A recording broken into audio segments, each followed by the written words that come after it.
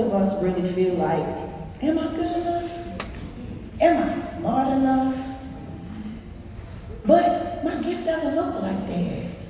My voice doesn't sound like theirs. My past isn't like theirs. But the truth of the matter, it's not. Because it's not supposed to be.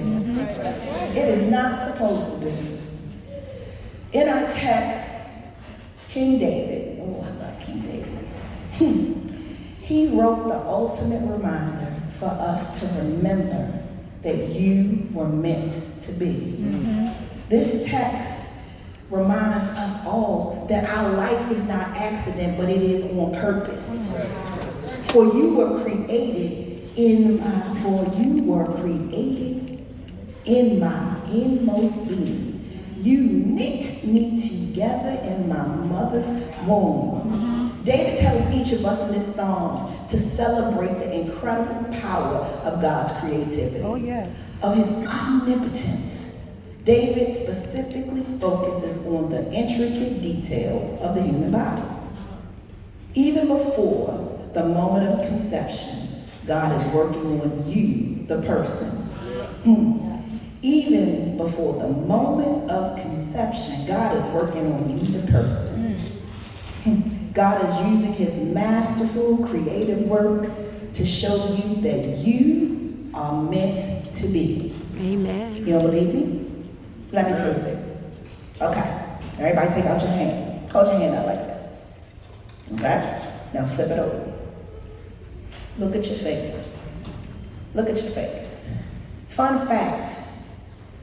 On the tip of your fingers, each of you have fingerprints. Did you know that your fingerprints were actually formed when you were about 15 weeks old in the womb? Ooh, fun fact. No accident. But here's another fun fact. Also remember that your fingerprints vary from finger to finger. That means you have 10 unique identifying marks that make you not like anybody else. Amen. Identical twins. Y'all know Tia and Tamara, sister. It took me years to figure out that Tia has the mole, Tamara doesn't. But they look exactly alike. They sound alike. They act alike, they dress alike, they identical twins. But even identical twins don't have the same fingerprints. Look at this in Maryland. There are approximately 6 million people in Maryland. We just won't stick with our local spot.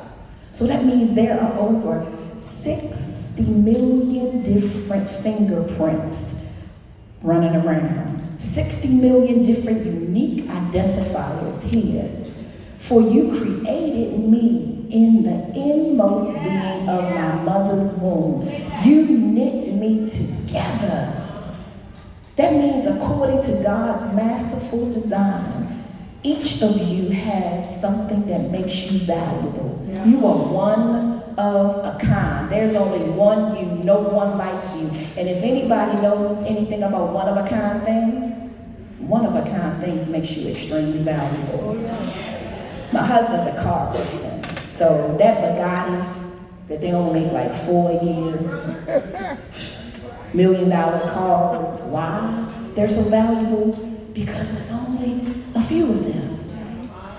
One-offs, those things that people auction off for because it's one of a kind, the original, the master. And each one of you in your own instinctive, natural creation, the way that God created you to be, guess what?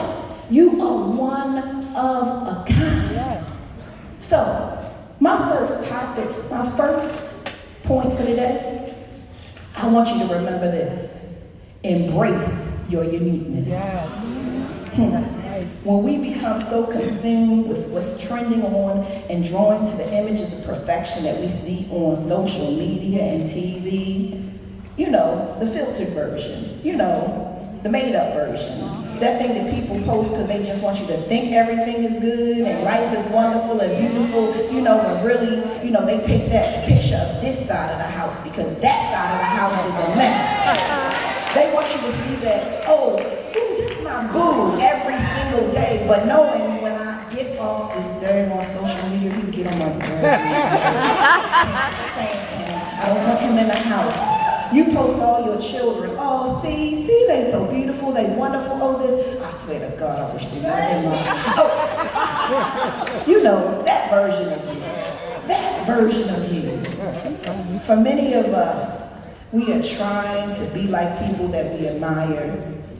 We try to be the people that we want to please, our parents, our friends. We try to imitate all of the things that they do, they say, but that's not who we called to be. Amen. We try to imitate what they do and what they say, but that's not us. Why? Because God called us to uniquely be the one and only version of us that He created us to be. My mother's youngest sister, when I was growing up, oh my God, she was it for me. When I was a teenager, because she could dress real good, she was pretty. She had to come back for everything you said. I mean, you said something smart, she said something smarter. She was like, say it again, say it again. She could fight. Oh God, and I love people that can fight. That's telling you something on myself. And she is the youngest of 9 siblings. So she got everything she wanted. Her tail was spoiled rotten. But I admired everything about her. I wanted to be like her. I wanted to dress like her. I wanted to fight like her. And Lord knows I wanted to have the quick wit that she had, and I never got it. Never, ever. I don't have the comebacks like some people. I get stuck like, that was good. What do I say? But it wasn't meant for me because that's not my personality. It's not.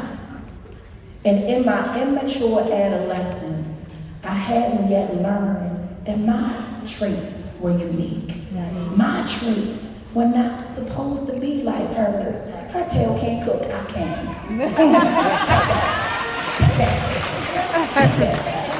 Take that. Now, and she's still older than me and still can't cook.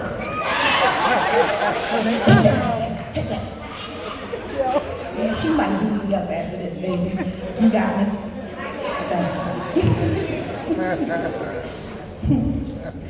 We don't need to find our identity in others. We need to find our identity looking in the face of God and God alone. Why? Because He made us. When my car breaks down, unfortunately, it's got to go to Nissan. When my computer breaks down, it's got to go to Apple. It's got to go to Lenovo. Why? Because the manufacturer made it. They designed it. They know all the intricate parts. They know what pieces go where and how it works. Your girlfriend, your best friend, your husband, even your mama. She carried you in her womb, but she don't know how she worked because she did not create you. She carried you, but she did not create you. Many of us are stuck. We're stuck, still trying to please. And for all the parents out here, don't leave me in no parking lot. Because y'all done gave your children some trauma. They're still trying to live life, living up to your expectation, and that's not who God called them to be. You trying to make them live vicariously the life that you wanted that you didn't, but that's not who God said that they're supposed to be. And then you have grown folks still trying to please parents, and they miserable because you're trying to live a life that's not the life that's called for you. You trying to imitate or live up to an expectation that's not yours. So today I'm trying to tell you, be you. That's right. Be you. Be you. Be you. You know, it's funny because this is a transparent moment right now. It took a lot out of me trying to do this message because God kept dealing with me about me. He kept dealing with me about me. And I'm like, God, why? Come on now. Give me something else easier. But God